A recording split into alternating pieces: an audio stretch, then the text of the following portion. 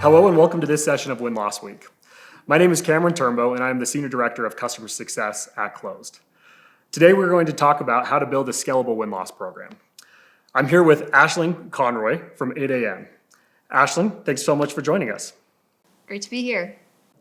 Aisling, if you wouldn't mind, take a moment and introduce yourself and tell us a little bit about your role. Yeah, my name is Aisling Conroy. I'm the Senior Manager of Competitive Intelligence at 8am. We're a professional business platform that helps power the business operations of legal, accounting, and client-focused professionals. Formerly known as Affinipay, we're the company behind leading brands like LawPay, MyCase, and CPA Charge. Excellent, awesome. Well, Aisling, in your role in competitive intelligence, talk to me a little bit about how that intersects with win-loss and churn analysis. Yeah. Well, I came into 8am about a year ago, and it was when we had just become one big company out of two similar-sized companies. So I came in at a time when there was a lot of established research already in place, but there was no centralized place for it. So it was a great opportunity for me to look at everything that was already in place, see where we could enhance what was currently in operation by having a centralized place that could bring together competitive research, win-loss analysis, and understanding win-loss drivers. Excellent. You mentioned obviously the centralized place was key. What any other things that kind of played into this being the right time to introduce a program like this at 8am? So the reason why it was such a good time to start this off now was because it's such an exciting time at 8am. We're just finishing a rebrand rollout of our new name, 8am. We've got a lot of great solutions with new tools coming out to the market across our brands, MyCase, LawPay, CasePeer. A lot of great new initiatives, things like the LawPay Visa credit card Smart Spend. So because we were launching so many new initiatives, because we've had a number of new people join the organization as well, it was a great time to not only make sure that we were capturing the right insights from all of the new work that was going on and new initiatives that we're launching in market, but also as a great chance for people who don't have the history and haven't been at 8am for the last 10 years. We're from the get-go able to get a really good sense of what it is that drives wins and why people love the various products that 8am has. Yeah, that's interesting. You mentioned obviously it sounds like with a lot of changes, the different products as well. I would imagine a lot of people are involved or would want to be involved in a program like this. Talk to me a little bit about kind of how you've gotten the different stakeholders involved and kind of what that process has been like. Sure, yeah, absolutely. Well, I think it goes back to my approach to competitive intelligence. I think it's very important in an organization for every team to feel like competitive is part of their org.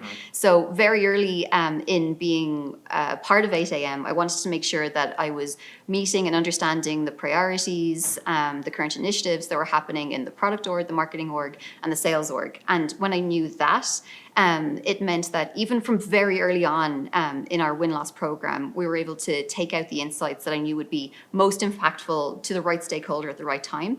And that helped build a lot of credibility. And it really gave that pull to want more. They see the value early on, and sometimes it was relating exactly into rationale of why we should prioritize certain product development. So that really helped in understanding and linking where the product roadmap was, where our company initiatives were, to the kind of insights we were getting from win-loss. Yeah, interesting. I'm curious as well about kind of your interview cadence, because I know probably with certain products that you work with that the business calendar might be a little bit more unique compared to maybe more of a traditional sense of, hey, let's always reach out for feedback at any given time. Is that something you experience, or what does that interview cadence look like? Yeah, that's a really interesting one. And I think it's partially because of our customer base. So a good example would be we work with a lot of CPA and accountants.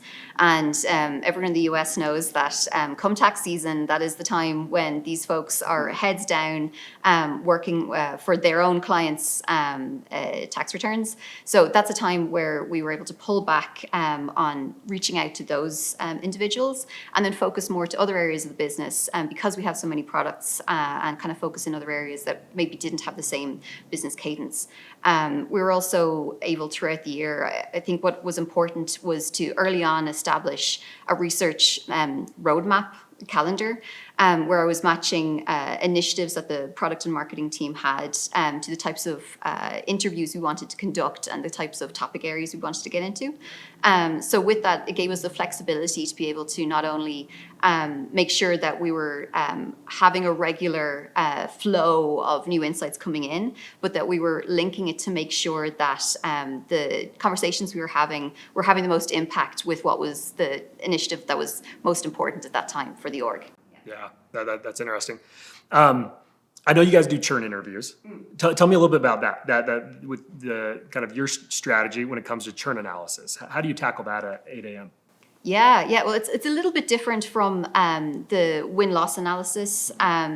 With churn, obviously, our customer success team folks have a very good relationship with our customers. So there is a good understanding internally of what it is that drives the reasons why people pick 8 a.m. So with churn, it was beneficial because we were able to take what we know already internally and understand what we believe to be the drivers, and then match it versus what we were hearing in some of the external interviews where maybe there wasn't a strong relationship that had already been in place between our customer success and our customers. Right. And in some cases, it was able to reinforce things we knew already, but it was also refreshing to be able to see things that maybe someone wouldn't have told if they had been working together in a more in-depth relationship. The other good thing about it was that we've recently welcomed in some new leadership into customer success. So this was a great starting point to be able to kind of have a package of rationale of what's been happening from a customer success perspective. Oh, interesting. Quick follow-up question on that. With that new leadership coming in and having that data available to them, how did they use that? How did you work with them in terms of using that data and helping them get up to speed in their role? So I try to make the information as available as possible for multiple different use cases. So apart from having the transcripts available, I also do a regular monthly readout of what's new and what's changed. And then specific to customer success, while they might be more interested in our longer term customers, there's also insights in there and the reasons why people love our products, on the kind of feedback maybe we're getting from our sales cycle and some of our processes. So there was a lot of information that was helpful to be able to be pulled out from across the board in all of our interviews. Interesting. It sounds like you touch a lot of different parts of the business, which I would imagine is a lot on your plate. What tools or workflows have you found to be especially helpful in managing these programs at 8 a.m.? At 8 a.m., we use a lot of tools, and they're all fantastic for their own various reasons. But I think the biggest impact comes when they're all used together. So we have Salesforce that's being imported into Clozd, and what I really appreciate is the ability to filter and also to get custom fields of information. So I can get very specific on the types of opportunities to reach out to folks within the Clozd platform. We're also a big user of workflows. So we have the automation now where I can select the type of folks I want to reach out to based on very specific criteria. And on a weekly basis, I'll make sure that we have a good list of folks to reach out to, and they'll go out on a weekly basis. And that means that I'm getting a constant pulse and kind of creating a nice stable flow of insights that links back to the initiatives that we're most interested in at the company. Yeah, oh, that's interesting. One of the challenges I've seen with people running win-loss programs is that you end up with all this data, right? And a lot of that data. How have you engaged people across your company to actually do things with this data, to make it useful, to actually make sure that they are utilizing the information that you're giving to them? Any thoughts there? Yeah, and this is where I think it's the difference between having, it's like having a tailor-made suit. I think it just fits better than something that's not made specifically for you. When you get an insight that you're really actively interested in, it's going to make more impact, and it's going to resonate with you more, and it's going to show you the value that you can take and directly take into your work. So I will make sure to reach out specifically to the various sales managers when folks in their team have had really great deals experience and customers have given them really great feedback. In product, I know if there's an initiative someone is working on and we hear in an interview that someone's really interested in it, that's like something I'm definitely bringing back to them specifically.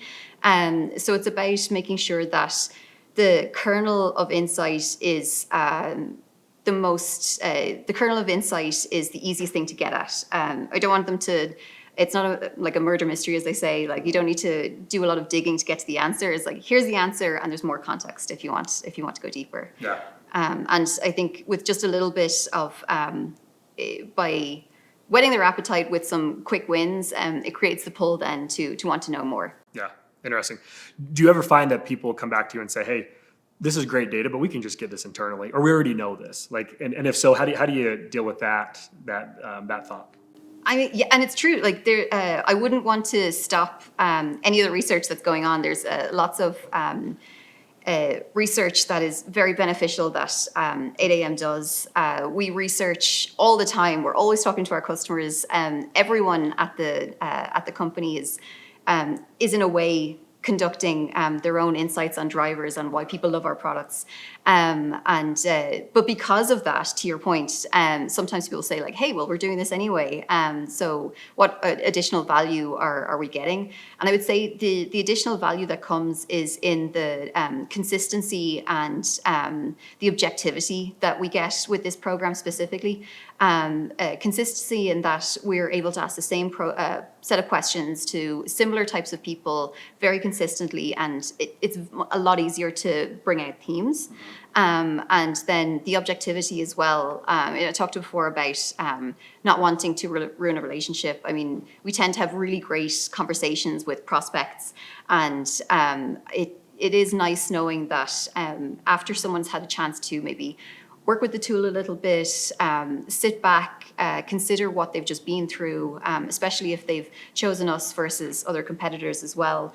It's nice then to have that kind of mental distance so they can put things in perspective and have a more specific conversation about what they liked and what they didn't like and what we can improve for next time. Yeah, that's interesting.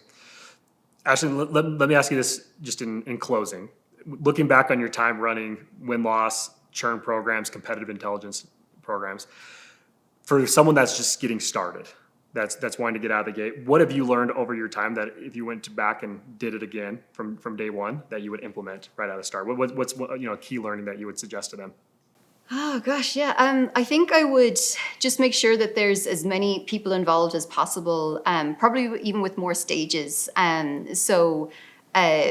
Both with telling them this is my intent, this is my first draft, this is what I'm planning to say, this is what I think my takeaways are helpful because you're building, you're giving others opportunities to give feedback and put their own spin on it. And also they feel more invested, I think, when the final product comes out. And the more people who know about it, the more they can advocate on your behalf. Because as one person, it's hard to get around the whole organization. But when you have other people who are telling others, it does part of the work for you. So I just say, communicate early and often and make sure that you're bringing others on the journey with you because it's really a full organization initiative. Yeah, absolutely. Well, awesome. Well, Ashley, this has been super helpful and super insightful. Thank you so much for your time. Yeah, it's been great. Thanks, Cam.